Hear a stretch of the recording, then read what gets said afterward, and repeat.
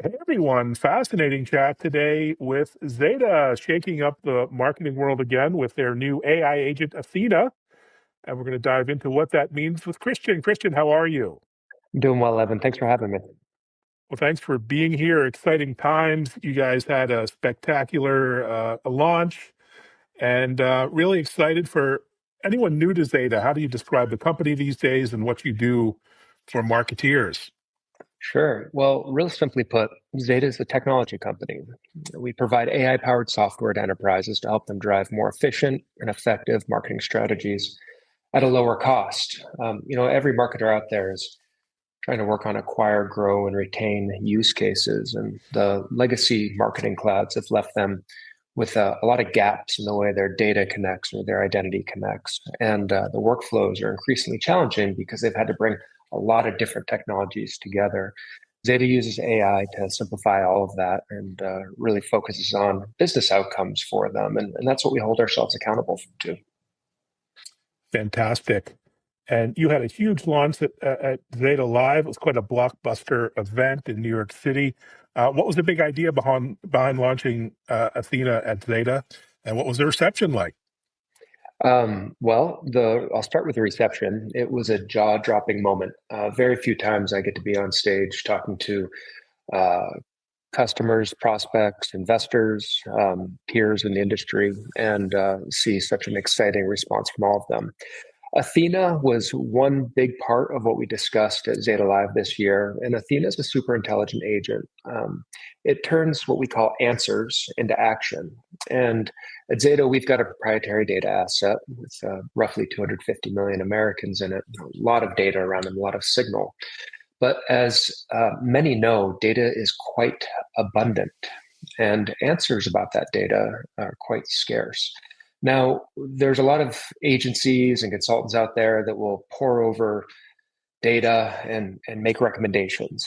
The difference is that these answers are built into the platform in such a way that Athena can take action on them immediately for you, quite literally in one click if you'd like. And this allows brands to not only know more about their customers and prospects, but allows them to iterate and test much more rapidly. It's a platform that moves at the speed of business rather than being a barrier to moving quickly. Fantastic. And with so many marketing technology tools out there, maybe talk about what Athena allows marketeers to do that they couldn't do before. Sure. So most importantly, Athena isn't just a voice interface to a Mhm. marketing platform. It's designed to be the entire intelligent operating system of our platform. And we really take an operating system approach to thinking through Athena. Much like an operating system in the old days would have infrastructure and file systems and kernels and UI shells, and package managers, Athena has all of those systems as well. That means one consolidated data fabric, one consolidated supergraph with an identity space that reaches into lots of different channels. Even our Athena SDK allows marketers to and IT to quickly build applications on top of Athena. I'm really excited about that component specifically. This idea that for a long time we have been trying to um, change the way we work or the way we think to accommodate the limitations of software. As we move forward with Athena, Athena will actually accommodate us and our needs. We'll have software on demand. So, example use cases that we shared during Zeta Live were several different, what we call impossible products at Zeta. Advisor is an example. Advisor looks at your goals and it looks at AI driven strategies that are perpetually running in the background. And Mm. it helps you understand where there's incremental improvements in all of your campaigns and will take action for you. In marketing, so much of the revenue is actually made on the margin. It's incrementally better at each little thing you do. And Athena's looking for that. And I want to discuss briefly that Athena isn't just generative UI. It's not a parlor trick. It is the culmination of data, system processes, and technology, predictive AI, so machine learning workbench is what we call it, which has lots and lots of algorithms that are running in the background for predictive outcomes. And it also has generative UI, both in terms of how we communicate through Athena, and also how the understanding and insight from those predictive algorithms comes back to the consumer and they can understand it quickly. Amazing. Wow, super intelligent agent indeed. That's kind of mind-blowing. Can you walk us through an anecdote or a real-world example or story of Athena turning, questions into marketing actions? How does it look like on the ground? Yeah, sure. So I'll take you through an example and an early beta customer we have. So Zeta operates our own analytics environment. It's very important that all of that is tied together and quickly available for our customers. Athena allows you to talk to the analytics environment just as you would natural language to any insight environment. What makes this specifically different in Zeta's use case is that it also gives you access to the signals and answers across our entire data cloud. So you can start to look at your trends, the insights that come from campaigns you're running, and compare and contrast that to competitors out in the space. You can start to ask questions like, who else behaves like this on the web? What are other great prospect audiences that we can go and find? And because the insights environment or the analytics environment's integrated into the core of the platform, you don't just get a report, you actually get new segments that you can activate immediately. When we showed this to a beta customer that we had, the email I got back, which was wonderful, said, "Can I send this to my CEO now?" And we said, "Hold on a second. This is still in beta. This isn't ready for prime time, but we'd love to work with your CEO and the rest of your team to help us co-develop the rest of this." And Zeta has always been really focused on our customers and very proud of the work we do with them through our customer advisory board, through our ongoing in-person meetings. And as proud as I am and have some pride of authorship over Athena, as does the rest of the team at Zeta, we definitely would not be here without this amazing collaboration across the industry, different verticals with our customers. The day before Zeta Live this year, we had our biggest CAB event, Customer Advisory Board event of the year. And we had 50 some odd companies represented at it. All of them got hands-on opportunities with Athena and the impossible products that sit underneath Athena. Fantastic. So one challenge the industry has is the number of tools, even for a small four-person business like mine. I've got a couple dozen tools, which is way too many. Of course, you've seen these marketing technology landscapes with thousands, tens of thousands of tools. How easy is it for a marketing team to get started with Athena? What does onboarding look like, and what does it mean for consolidating some of the tools that they have in-house? Yeah, a great question. And Evan, in a business like yours, and especially how technology forward you are, it's fairly easy to adopt tens or dozens of new tools and make it work yourself. And there's frustrations that come with it, but there's also huge advantages in terms of productivity and new insights for you that you can navigate easily as a small team.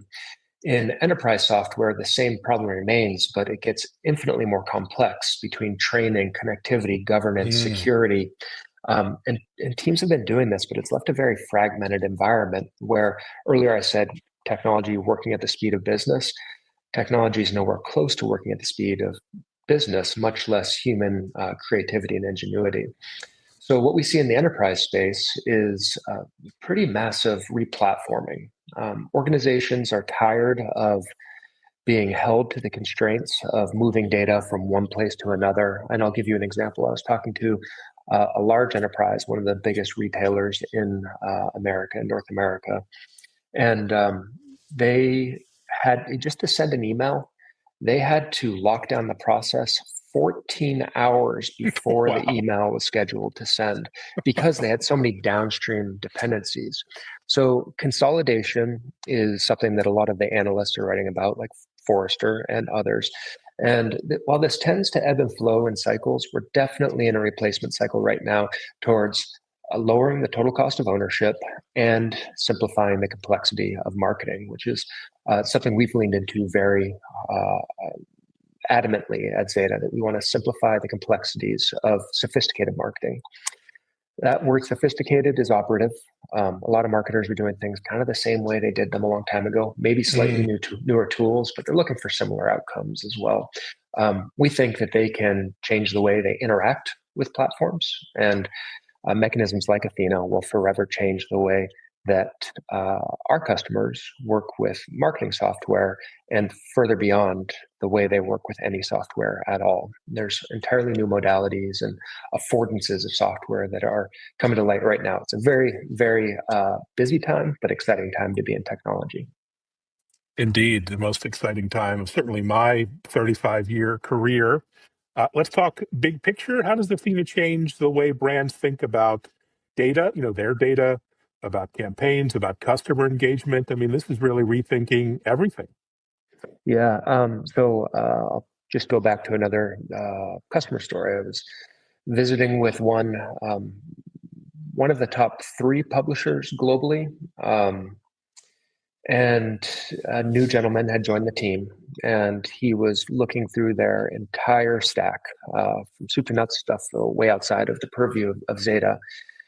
And it was very clear that they were taking a legacy approach that wasn't going to help them drive more loyalty, higher LTV, and they're optimizing for the wrong local variables. So it's pretty common in enterprises for teams to have channel-centric strategies, and you've experienced this. You've been sitting in the United lounge or in the terminal, just trying to figure out when your plane's going to take off. You just want an update that says it's going to take off in 35 minutes or in 2 hours. Like, when's the delay going to be over?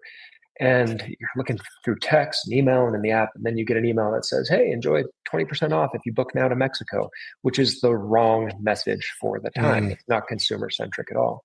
This gentleman went on to say that the approach he wants to mirror, and it's something we agree with, is that inside of highly complex enterprises, organizations that have stakeholders that want a different share of voice with the customer, they should all basically put their message into, for lack of a better term, an auction.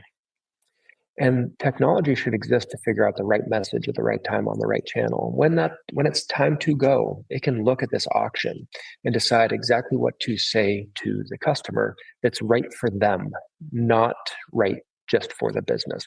Now, this all needs to be managed by business margin, revenue goals, all of those things that are real constraints. But I believe AI can do that in a very effective and sophisticated way.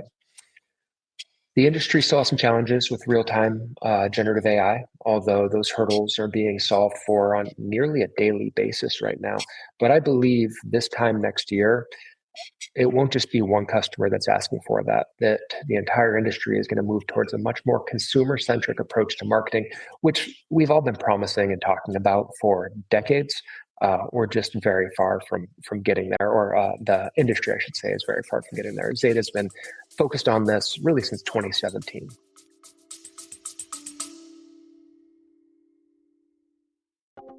Now in its 5th season, Inspiring Tech Leaders is the podcast that talks about technology strategies, challenges and breakthroughs shaping today's digital world.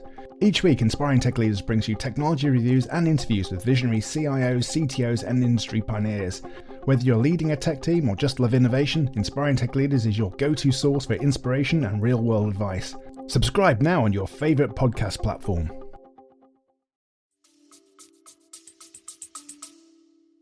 Amazing. And you said that now and over the next months is the time for AI to go from pilot to production. What's pushing that beyond amazing technology and the access to LLMs and all the goodness that we experience? What's pushing that shift? There's a few components to it. Technology, like you hit on, is a big one, and all of us that are deep in this industry have been inventing the technology for a long time and co-inventing it, and it becomes a little bit of the zeitgeist, and then we get better reference architectures, better patterns that we can all adhere to. MCP is a good example of that. My team had already built our version of MCP before it came out, which is Model Context Protocol, a way of agents talking to services. When that came out and we had standards, it actually allows all of us to move much more quickly. The second piece is culturally, and there's 2 pieces. There's the organizations that are building agentic solutions. And I can turn back the clock many years. There were people in our product and engineering team that were a little bit slow to adopt it at first. They had 20 years of coding the way they coded, and they're very good at it. they weren't ready to change process immediately. So that took for us probably a couple of quarters to really turn the corner where everybody was a believer. At Zeta, we actually used a Slack channel where people shared stories, and that was the make it or break it moment. One person would finally have the aha moment. It was a lightning in a bottle kind of event, and they would go through and write their story of what they were able to accomplish using AI in a way that would have been much harder or taking longer before. So you have to have an organizational strategy, workflows, however you do it in your organization, swim lanes, where you're tracking productivity across BAU, like HR and sales and customer success, as well as engineering and product tasks, including QA and observability and alerting and monitoring and bug regressions. Once those are in place and you have a consistent, predictable environment where probabilistic agents are paired perfectly with a deterministic environment, which in ERP space and kind of the CRM and data space, it has to be deterministic. Then you can build trust with your customers. And that has taken a little bit of time to get there. Almost everybody in the enterprise world has used something like ChatGPT, and it's been an awesome companion. It's been something you can brainstorm with, something you can try new language out with, something that will help you organize your thoughts. But putting it into a runtime environment where you need to depend on it for real-time outcomes took a minute, and we had to cross that trust barrier. Zeta has seen that happen, and I think there's other industries that have seen that happen as well, where people start to believe in this AI and how hardened it's been. Now, those organizations have to transform their operations, and we've gone through many different iterations of this over the last 20 years of my technology career anyways.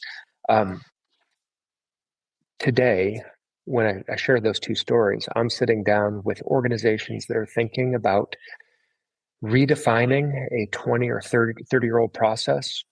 It's daunting, but it's driven by the board. It's driven by the executive team. Top-down goals are very, very important, but the only way that adoption is going to be found is through bottoms-up adoption.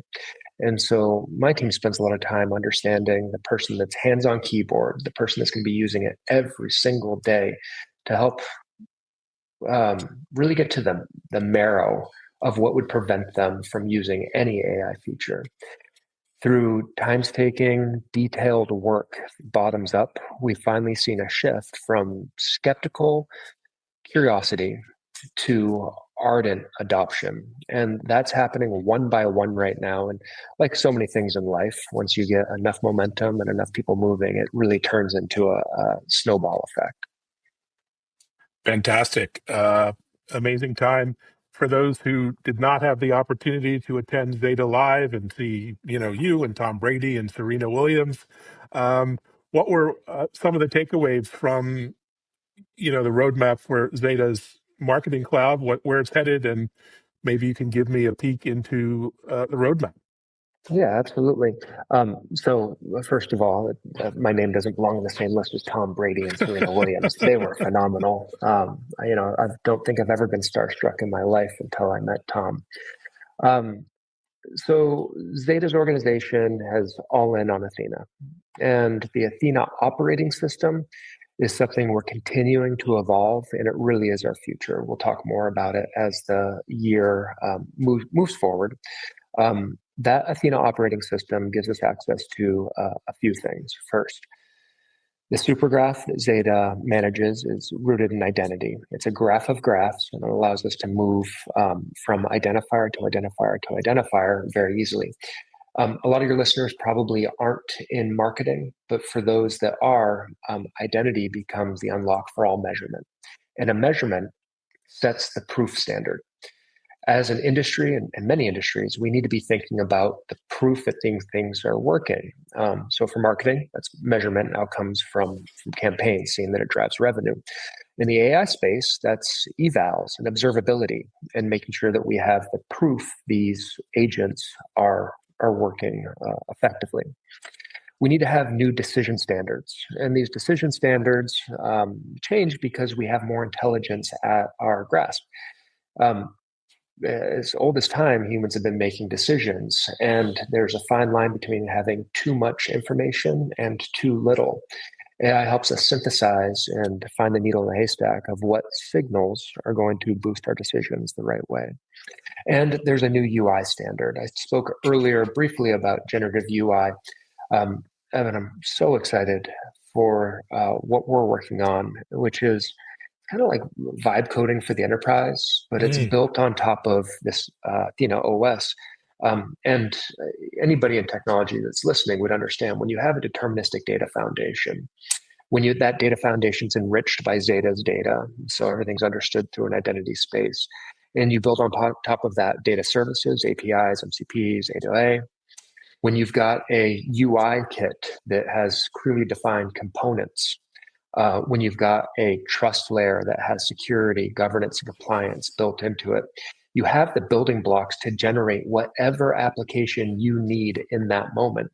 So if a CFO wants an application or his team wants an application to look at warehousing by geography, combined with sales by geography, combined with shipment times, and they want to understand the insights of what's driving demand in those areas and what they can do to drive more demand, they can build that app quite literally in minutes. And that is an entire paradigm shift, possibly the biggest thing to happen to software since we moved to the cloud, where all users are no longer slowed down by the limitations of their technology, but really technologies like Athena will let all consumers free and achieve their creativity they want to bring to work, the compliance they want to bring to work, the data-driven decisions they want to bring to work.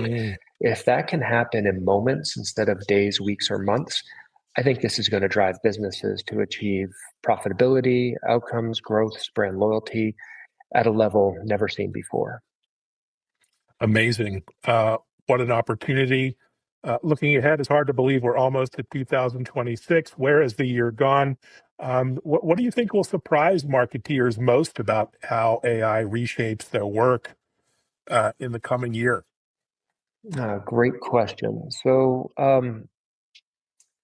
I suspect marketers, optimistically, I think that marketers have an opportunity to do a lot more testing and experimentation in their work at a level they've never seen before, which will be rewarding. It'll require collaboration. That collaboration is sorely missing from a lot of enterprises since most of us work from home these days. So I think they'll be surprised by the number of tools that come to market. Zeta has one, we call it Simulator, that we shared at Zeta Live as well. It allows you to simulate lots of different approaches before a single dollar is spent. When you do that, you get a lot more dexterity in your brand. You start to understand opportunities and even new objectives that you'd never really considered before. So the optimistic part of me as a technologist thinks that brands and marketers are going to experience liberation because the technology is available and is no longer blocking them. The pessimist in me worries about compliance and governance of all of these distributed tools that haven't been brought together yet. We believe in data federation, that data needs to live in lots of places. It's never going to be in one data warehouse. As much as people try to bring everything into data warehouse. So that means you need to have really rigorous governance and security protocols in place to be able to access data where it lives, bring that insight back, or that materialized view back into the platform to make sense of it. And so until this replacement cycle really takes foot for every organization and they get the executive mandate and courage to do this work, I think we have a long ways to go.